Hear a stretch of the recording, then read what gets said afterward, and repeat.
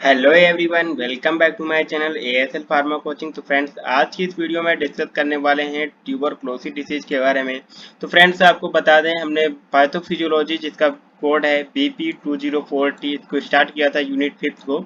आज लेक्चर 4 है। Previous year जो लेक्चर हमने लिया है उसको आप देख सकते हैं, लाइक जैसे मेनिंजाइटिस हो गया, लेप्रोसी हो गया, टाइफाइड फीवर। आप पुराने लेक्चर्स पहले देख सकते हैं उसको। ठीक है, तो आज की इस वीडियो में लेक्चर नंबर 4 और स्टार्ट करने वाले हैं ट्यूबरक्लोसिस को। तो फ्रेंड्स, माय नेम इज अमन और जीपैट नाइबर क्वालिफाइड। चलिए स्टार्ट करते हैं ट्यूबरक्लोसिस। अगर ट्यूबरक्लोसिस के सबसे पहले बात कर लेते हैं इंट्रोडक्शन ऑफ ट्यूबरक्लोसिस। तो tuberculosis is the bacterial infection होता है जो कि बैक्टीरिया की वजह से कॉज होता है, also known as the TB. इसको जो बैक्टीरियल इन्फेक्शन होता है ट्यूबरक्लोसिस को टीबी बोलते हैं। अगर हम बात कर लेते हैं TB most often affect the your lungs. Mostly जो ट्यूबरक्लोसिस होता है लंग्स को अफेक्ट करता है जो पेशेंट होता है, but can also affect the other organs जैसे कि लाइक हमारा ब्रेन हो गया, स्पाइनल कॉर्ड हो गया और बोन्स हो गया। इन सब पार्ट्स को भी, अदर पार्ट्स जो होते हैं बॉडी के, उनको भी अफेक्ट करता है ट्यूबरकुलोसिस। अगर बात कर लेते हैं it is derived from the Latin word. Tuberculosis word जो है लैटिन वर्ड से डिराइव किया गया है। ट्यूबरकुल मतलब होता है राउंड, नोडल और स्वेलिंग, एंड ओसिस का मतलब होता है कंडीशन। तो ये होता है हमारा ट्यूबरकुलोसिस। अगर कॉजेटिव एजेंट की बात करते हैं ट्यूबरकुलोसिस के, तो ट्यूबरकुलोसिस जो होता है माइकोबैक्टीरियम ट्यूबरकुलोसिस, यानी कि माइकोबैक्टीरियम ट्यूबरकुलोसिस जो बैक्टीरिया होता है इसकी वजह से कॉज होता है टीबी। ठीक है।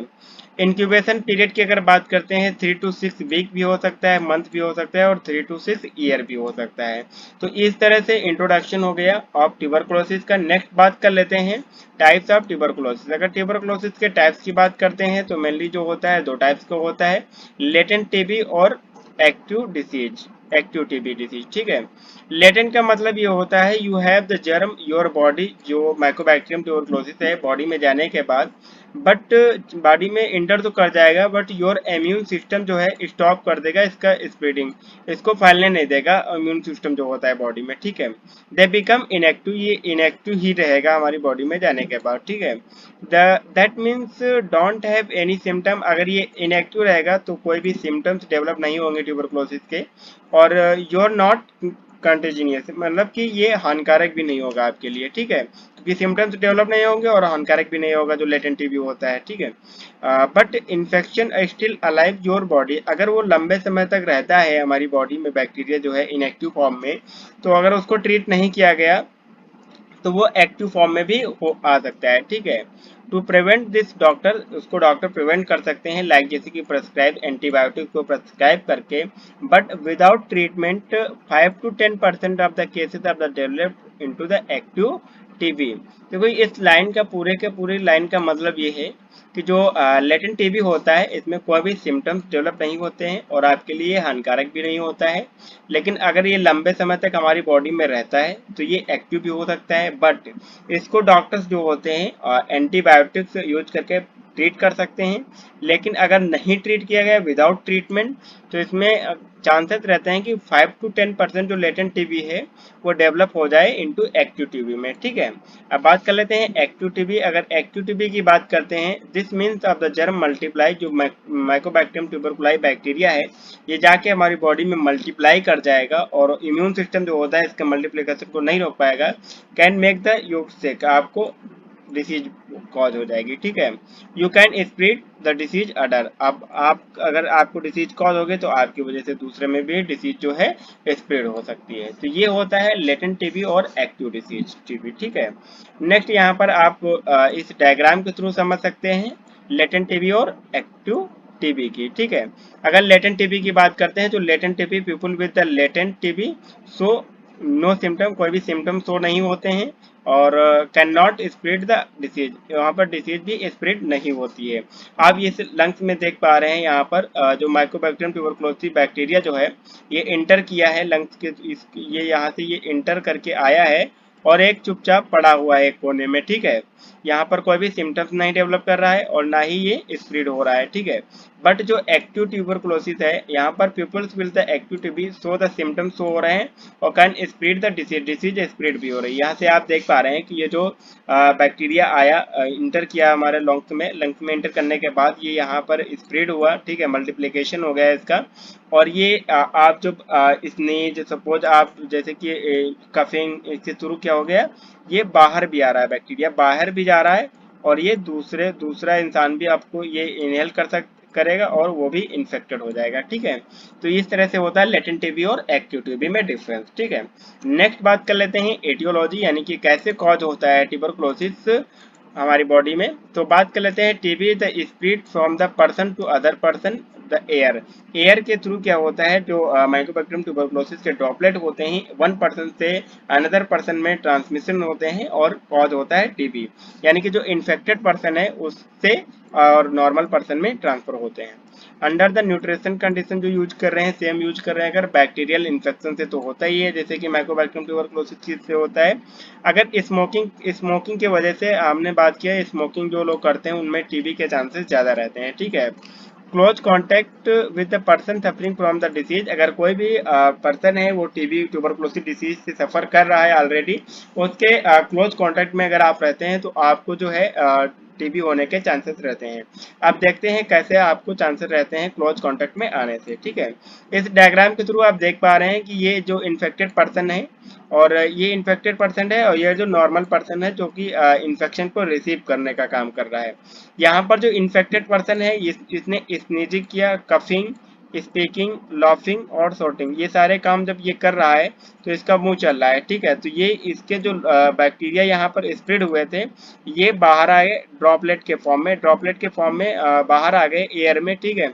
अब ये जो क्लोज कॉन्टेक्ट में है ये दोनों पर्सन, इन्फेक्टेड और नॉर्मल पर्सन, तो ये क्या कर लेगा, ये रिसीव करने का काम करेगा क्योंकि ये एयर को इनहेल करेगा, उसके साथ में बैक्टीरिया जो है इनहेल हो जाएगा, अंदर इंटर कर जाएगा इसकी बॉडी में, ठीक है। ये इनहेलेशनल और बैक्टीरिया को इनहेल कर लेगा और ये इन्फेक्टेड हो जाएगा, ठीक है। तो इस तरह से ट्यूबरकुलोसिस जो होता है ट्रांसमिशन होता है ट्यूबरकुलोसिस का one person to another person में, ठीक है। ये हो गया एटियोलॉजी। नेक्स्ट बात कर लेते हैं सिम्टम्स, कौन कौन से सिम्टम्स कॉज होते हैं ट्यूबरकुलोसिस के केस में। अगर ट्यूबरकुलोसिस के केस में देखने को मिलता है, यहाँ पर सबसे पहले बात कर लेते हैं जैसे कि कफिंग, ठीक है। कफिंग यानी कि जो खांसी आती है उसके साथ में कफ भी आता है, ठीक है। समटाइम्स विद द म्यूकस और ब्लड भी आ सकता है कफिंग के साथ में। Chills, fatigue, fever, loss of appetite, loss of weight और नाइट स्वीट, यहाँ पर आप डायग्राम के थ्रू देख सकते हैं सिम्टम्स, ये सारे सिम्टम कॉज होते हैं। जैसे कि हमें प्रोलॉन्ग कफ, लंबे समय तक कफ आना स्टार्ट हो जाता है, ठीक है। इसकी वजह से क्या होता है, चेस्ट में पेन भी होने लगता है। ब्लड विद द कफ और स्पुटम भी आ सकता है और कफिंग के साथ में, और ब्लड भी आ सकता है, आप देख पा रहे हैं यहाँ पर। वीकनेस लगेगी आपको, फैटी लगेगी, भूख नहीं लगेगी, वेट लॉस हो जाएगा, लॉस ऑफ एपेटाइट और फीवर भी हो सकता है आपको और ठंडी भी लग सकती है, दोनों चीजें हो सकती हैं, ठीक है। नाइट में जो है स्वीटनिंग पसीना आ सकता है, ठीक है। तो ये थे सिम्टम्स ऑफ द टीबी होने के बाद ये सारे सिम्टम्स आपको देखने को मिलेंगे, ठीक है। नेक्स्ट बात कर लेते हैं कॉम्प्लिकेशन ड्यू टू टीबी की वजह से कौन कौन से सिम्टम्स यानी कौन कौन सी अदर डिसीजेस हो सकती हैं।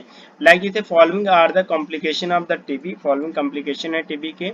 लाइक जैसे कि स्पाइनल पेन, अगर स्पाइनल कॉर्ड से रिलेटेड, जैसे स्पाइनल कॉर्ड में भी ट्यूबरकुलोसिस होता है तो वहाँ से स्पाइनल पेन हो जाएगा आपको सीवियर। मेनिंजाइटिस भी हो सकता है, जॉइंट डैमेज भी हो सकता है अगर जॉइंट में टीबी है। हार्ट डिसऑर्डर भी हो सकते हैं क्योंकि वहाँ पर लंग्स के रिलेटेड अगर टीबी है तो वहाँ से हार्ट डिसऑर्डर भी देखने को मिल सकते हैं। साथ ही साथ लीवर और किडनी से रिलेटेड भी प्रॉब्लम्स हो सकती हैं। तो ये होते हैं complication due to the tuberculosis, ठीक है। नेक्स्ट बात कर लेते हैं कैसे डायग्नोज करेंगे ट्यूबरकुलोसिस को, कैसे पता करेंगे कि हमें टीबी है। तो सबसे पहले स्पुटम टेस्ट लेते हैं, जो यानी कि जहाँ जो कफ आ रहा है उसके थ्रू जो कफ निकल रहा है बाहर, स्पुटम, उसको थूक जो होता है उसको कलेक्ट करके उसको लेबोरेटरी में टेस्ट करते हैं और पता लगाते हैं कि जो माइकोबैक्टीरियम ट्यूबरकुलोसिस बैक्टीरिया है उसमें प्रेजेंट है कि नहीं है, ठीक है। ब्लड सैंपल लेके टेस्टिंग करते हैं लाइक दिस टाइप्स, और साथ ही साथ एक्सरे और सीटी स्कैन करते हैं चेस्ट का, ठीक है। उससे पता करते हैं क्या जो है ट्यूबरकुलोसिस है कि नहीं है। बायोप्सी भी करते हैं। तो ये होते हैं डायग्नोसिस जो डायग्नोसिस करने में टेस्ट यूज करते हैं। नेक्स्ट बात कर लेते हैं ट्रीटमेंट ऑफ ट्यूबरकुलोसिस। ट्यूबरकुलोसिस के ट्रीटमेंट की अगर बात करते हैं तो यहाँ पर जो बहुत सारी ड्रग्स यूज करते हैं ट्यूबरकुलोसिस के लिए। यहाँ पर अगर इंपॉर्टेंट ड्रग्स की बात करते हैं, जो फर्स्ट लाइन सबसे पहले जो ड्रग्स यूज की जाती हैं, लाइक जैसे कि आइसोनियाजाइड हो गया, रिफाम्पिसिन हो गया, पायराजिनामाइड, इथम्ब्यूटॉल हो गया और स्ट्रेप्टोमाइसिन। मोस्टली जो होता है ये 3 ड्रग्स यूज करते हैं, आइसोनियाजाइड, रिफैम्पिसिन और पायराजिनामाइड और समटाइम इथम्ब्यूटॉल। मोस्टली जो है यही ड्रग्स यूज की जाती है ट्यूबरकुलोसिस में। नेक्स्ट बात कर लेते हैं, जब इनका रेजिस्टेंस हो जाता है तो अदर ड्रग्स सेकंड लाइन की, जैसे कि ये इंजेक्टेबल ड्रग्स भी यूज की जाती हैं, ठीक है। तो ये इतनी सारी ड्रग्स हमने यहाँ पर पूरा का पूरा फ्लो चार्ट में लिख दिया है, एंटी ट्यूबरकुलर ड्रग। यहाँ पर आप इम्पॉर्टेंट वाली ये वाली ड्रग्स याद रख सकते हैं। अगर आपको अदर ड्रग्स याद हो रही है तो ठीक है, अगर नहीं याद हो रही है तो मत याद कीजिए, ठीक है। जितनी याद हो रही है ये वाली जरूर याद रखिए, ठीक है। अगर ट्रीटमेंट में लिखना है तो ये वाली ड्रग जरूर लिखनी है, ठीक है। तो हम ये नहीं कहते कि आप पूरा फ्लो चार्ट याद रखें, क्योंकि पूरे फ्लो चार्ट की यहाँ पर जरूरत नहीं है आपको, क्योंकि तो कुछ मेडिसिन आप लिख सकते हैं यहाँ पर, ठीक है। अगर आपको याद हो रही है तो पूरा भी लिखिए, ठीक। नेक्स्ट बात कर लेते हैं डायरेक्टली ऑब्जर्व थेरेपी, यानी कि जो ट्यूबरकुलोसिस के ट्रीटमेंट के लिए एक थेरेपी चलाई जाती है जिसका डॉट थेरेपी नाम से जाना जाता है, डायरेक्टली ऑब्जर्व थेरेपी, ठीक है। इसका समटाइम 2 मार्क्स में जो है फुल फॉर्म भी पूछा जा चुका है, ठीक है। डायरेक्टली ऑब्जर्व थेरेपी जो होती है may be recommended this involve in the health care worker administering TB medication, यानी कि यहाँ पर जो पेशेंट्स होते हैं उनको मेडिसिन उनमें एडमिनिस्ट्रेट करने के लिए जो हेल्थ केयर वर्कर होते हैं वो इन्वॉल्व होते हैं, to ensure that of the course treatment completed. वो खुद इंश्योर करते हैं कि इनका जो है पेशेंट जो है उसका जो कोर्स जो होता है ट्यूबरकुलोसिस मेडिकेशन इनटेक करने का वो कंप्लीट हो गया है। ये डॉट थेरेपी उन केसेस में होता है जहाँ पर जो जैसे कि कोई पेशेंट है, उसके जो घर वाले हैं वहाँ पर नहीं है प्रेजेंट, ठीक है, या फिर वो जो पेशेंट्स है वो सेल्फ खुद से जो मेडिसिन नहीं ले पा रहा है सही तरीके से, या फिर उसके घर वाले जो हैं उसको सही तरीके से मेडिसिन नहीं दे पा रहे हैं, तो वहाँ पर भी कॉम्प्लिकेशन बहुत सारी प्रॉब्लम्स हो जाती हैं, जो सही तरीके से मेडिसिन को ना यूज करना ट्यूबरकुलोसिस की जो मेडिसिन होती है, क्योंकि यहाँ पर जो एंटीबायोटिक्स होती हैं वहाँ पर काफ़ी ज़्यादा जो होता है साइड इफेक्ट भी देखने को मिलते हैं, ठीक है। तो इस तरह से हम डॉट थेरेपी को यूज करते हैं, यहाँ पर हेल्थ केयर वर्कर जो एडमिनिस्ट्रेट करते हैं टीबी को, और वो खुद इंश्योर करते हैं कि आपका ट्यूबरकुलोसिस का ट्रीटमेंट जो है कंप्लीट हो गया, ठीक है। बीसीजी वैक्सीन यूज करते हैं ट्यूबरकुलोसिस को प्रिवेंट करने के लिए। Many countries of the BCG vaccine TB control programme, specially in infant में स्पेशली क्या होता है कि ट्यूबरकुलोसिस जो वैक्सीन होती है, बीसीजी वैक्सीन जो होती है, इसको एडमिनिस्टर किया जाता है इन द बेबी में, ठीक है, इन्फेंट में, ठीक है। नेक्स्ट बात कर लेते हैं टीबी मेडिकेशन। हमने अभी बात किया, जो टीबी मेडिकेशन तो होती हैं वो टॉक्सिक होती हैं, लिवर टॉक्सिसिटी भी कॉज करती हैं काफ़ी ज़्यादा। जैसे कि हम बात करते हैं जो liver toxicity and all the side effect of uncommon हो सकते हैं। When they do not do occurs they can be quite serious side effect भी देखने को मिल सकते हैं टीबी मेडिकेशन की वजह से। Potential side effect should be reported to doctors. अगर आपको ये सीवियर साइड इफेक्ट देखने को मिलते हैं ये सारे, तो आप डॉक्टर को रिपोर्ट कर सकते हैं कि हमें ये सारे साइड इफेक्ट देखने को मिल सकते हैं, लाइक जैसे डार्क यूरिन, फीवर हो गया, जॉइंटिस हो गया, loss of apatite, nausea and vomiting common रहता है यहाँ पर। तो ये सारे साइड इफेक्ट भी देखने को मिल सकते हैं in the intake of the tuberculosis antibiotics.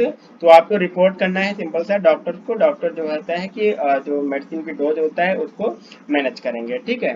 Next बात कर लेते हैं pathophysiology of the tuberculosis. Tuberculosis कैसे हमारी बॉडी में कॉज होती है उसकी अगर बात करते हैं यहाँ पर, तो इनहेलेशनल ऑफ एम ट्यूबरकुलोसिस, यानी कि जो एम ट्यूबरकुलोसिस बैक्टीरिया है उसको आप जैसे ही इनहेल करेंगे लंग्स में जाएगा और वहाँ पर क्या करेगा, इन्फ्लेमेशन रिस्पॉन्स जो होता है उसको डिले कर देगा। इंडिविजुअल विद द रेजिस्टेंस होगा, प्राइमरी इन्फेक्शन कॉज हो जाएगा, ठीक है। साथ ही साथ हाइपर सेंसिटिविटी रिएक्शन जो होती है वहाँ पर क्या होता है, पॉजिटिव ट्यूबरकुलिन टेस्ट देखने को मिलता है हाइपर सेंसिटिविटी रिएक्शन में। Individual with the no response, individually कोई रिस्पॉन्स नहीं मिलता है। Bacilli to the lymph node type an immune response, यानी कि जो हमारा बैसिली होता है लिम्फ नोड में एन टाइप्स का जो इम्यून रिस्पॉन्स वहाँ पर एक्टिव होता है, ठीक है। इसकी अगर प्राइमरी इन्फेक्शन की बात करते हैं यहाँ पर कैसेशन ऑफ द नेक्रोसिस होता है, ग्रेनुलोमस होता है, ट्यूबरकुल का फॉर्मेशन हो जाता है, ऑर्गेनिज्म वेल्ड ऑफ हो जाता है, जो ऑर्गेनिज्म होता है मल्टीप्लिकेशन हो जाता है उसका अच्छे से। देन क्या होता है, कैविटेशन होता है सेकेंडरी और infection if the resistance decrease हो जाता है, फॉर एग्जांपल जैसे इम्यून रिस्पॉन्स जो होता है यहाँ पर। साथ ही साथ कैविटेशन होने के बाद जो होता है एक्टिव इन्फेक्शन जो होता है, एक्टिव इन्फेक्शन जो होता है dissemination through the lungs and other organism, यानी कि जो एक्टिव इन्फेक्शन होता है इसके बाद one part of the lungs, suppose lung से जो ट्रांसफर हो जाता है अदर ऑर्गन्स में, तो अदर पार्ट्स ऑफ ऑर्गन्स में भी टीबी होने के चांसेस रहते हैं। तो इस तरह से डिसेमिनेशन होता है लंग्स एंड अदर ऑर्गन्स में। तो ये था पैथोफिजियोलॉजी ऑफ द ट्यूबरकुलोसिस। हम बात करते हैं, ये कॉम्प्लिकेटेड है, थोड़ा टफ है, बट इसको आप याद रखिए, अगर एग्जाम में पूछा जाता है तो ये इंपॉर्टेंट है एग्जाम के पॉइंट ऑफ व्यू से, ठीक है। तो नेक्स्ट बात कर लेते हैं। Thanks for watching this video. इस वीडियो को देखने के लिए बहुत बहुत धन्यवाद। मिलते हैं नेक्स्ट टॉपिक के साथ नेक्स्ट वीडियो में। Take care.